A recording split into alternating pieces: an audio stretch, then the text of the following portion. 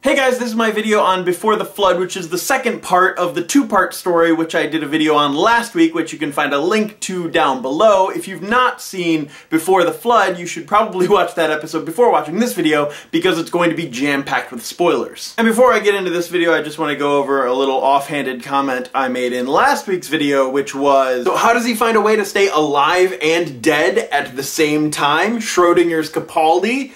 The stasis pod. Called it. Now, on to the bootstrap paradox. At the very beginning of the episode, the Doctor spends a good 2 minutes talking into the camera to the audience about the bootstrap paradox. It's a very interesting storytelling device. He breaks the fourth wall talking to us about the paradox, about what the paradox is, and then in the episode, the paradox happens. Side note, when he told the audience to Google it, I actually paused the episode for about 10 minutes researching the bootstrap paradox online. And then I unpaused the episode, and then he told us what it was, as if he didn't tell us to Google it.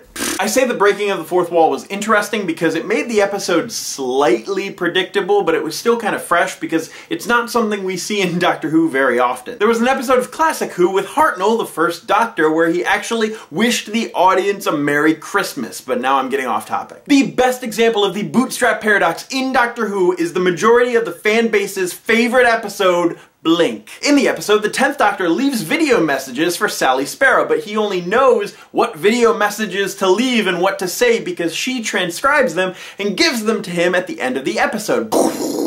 As I've said with two-parters, I enjoy the pace, the storytelling, the way that they don't have to rush to get to a resolution within the last 8 minutes of the episode, and this story was no different. However, with so much story in these last 2 episodes, so many characters, so much mystery, so many paradoxes going on, I kind of feel like maybe it would have made a little more sense to me if I would have watched last week's episode right before watching this episode, and then it would have flowed a little better. Maybe that's something I'll start doing in the future. But let's talk about some particulars of this episode and what I really enjoyed. The Fisher King was a nice villain. He didn't have a lot of screen time and not much is known about him, but maybe they could expand upon his race sometime in the future. And the character design is super creepy. The mouth jowls took me a little while to get used to, but really creepy. Jowls.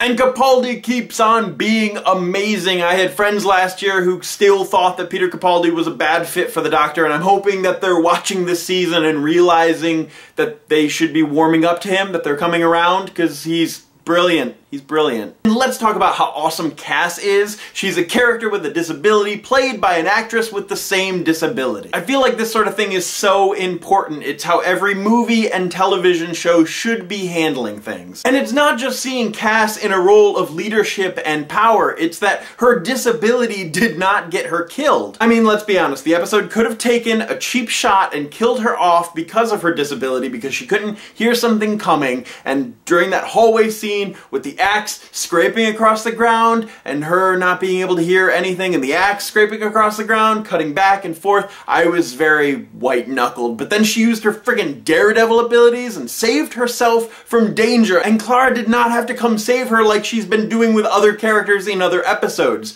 She didn't need saving because she had a disability. Not to mention the actor who played Lun has a deaf sister, so he knew BSL before even getting the role, which could explain why his character and Cass had such great chemistry together. Also, the Minister of War is going to be a thing, I guess.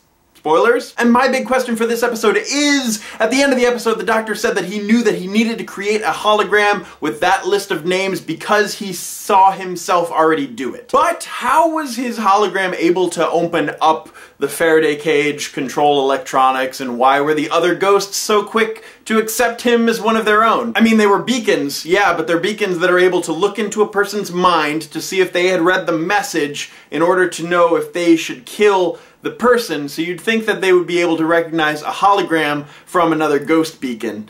So, But anyway, I would love to know your guys' thoughts on this episode in the comments down below. As always, my name is Travis, thank you for listening to what I have to say, and you will see me later sometime in the future, possibly. I'm working on a big project, which will hopefully be uploaded by Halloween, so fingers crossed. We'll see. It's pretty massive and big, and I've been working on it for a very long time, and now I'm just putting my nose to the grindstone and trying to get everything done, and it's exciting. I'm excited, and I hope you're excited too. Alright, bye.